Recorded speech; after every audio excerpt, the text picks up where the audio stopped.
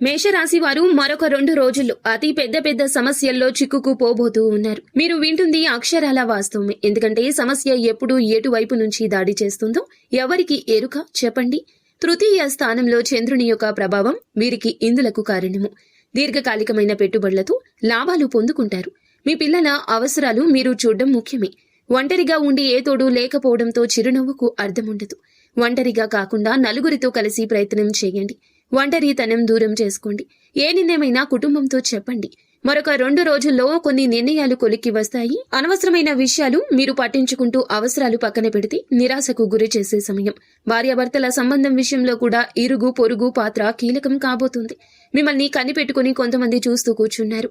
ఈ మూడో వ్యక్తి ప్రమేయాన్ని మీ బంధాలు ఆలోచనల మధ్యలోకి తీసుకురావద్దు.